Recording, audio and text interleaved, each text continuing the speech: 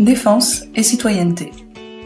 La défense est l'ensemble des actions ayant pour but d'assurer la sécurité d'un territoire, de sa population et des intérêts de cette population. Première partie, comment est organisée la défense nationale? En gros, quels sont les acteurs? Tout en haut, on a le président de la République, qui est le chef des armées, qui donne directement ses ordres au chef d'état-major. Ensuite, il y a le gouvernement et le Premier ministre, qui décident de la politique de défense à travers le livre blanc. Enfin, le Parlement est le seul à pouvoir autoriser une déclaration de guerre, mais pas une simple intervention.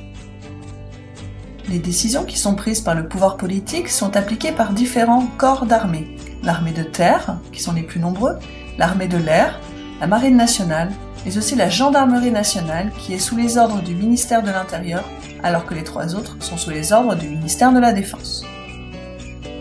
Mais tous les citoyens sont aussi acteurs. Par exemple, dans le plan Vigipirate, qui est un dispositif de lutte contre le terrorisme, demande à chaque citoyen d'être vigilant. Deuxième partie, quelles sont les missions de la défense nationale? Ces missions sont déterminées par le livre blanc, qui est un document qui définit pour un temps donné les objectifs et le cadre dans lequel doivent s'exercer ces objectifs et ces missions.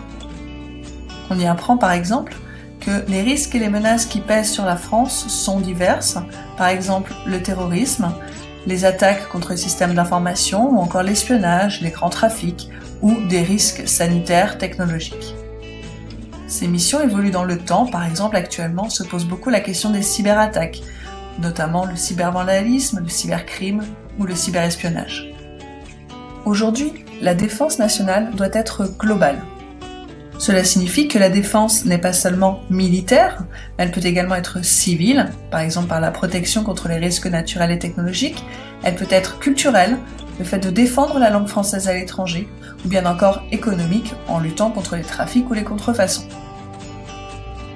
Enfin, la défense nationale se fait aussi à toutes les échelles. Au niveau mondial, les militaires français sont engagés dans les OPEX, ce sont des opérations extérieures au territoire national. Ces opérations se font en collaboration avec les organisations internationales, en particulier l'ONU et l'OTAN, je vous rappelle l'organisation du traité de l'Atlantique Nord, en collaboration avec les armées locales. On distingue les forces de souveraineté, ce sont les forces armées utilisées pour assurer la sécurité de notre propre pays. Ensuite, il y a les forces en présence, ce sont des forces armées françaises, mais prêtées à une autre puissance pour assurer le maintien de sa sécurité. Par exemple, on s'aperçoit qu'on a des forces de présence dans les Émirats arabes unis ou au Sénégal.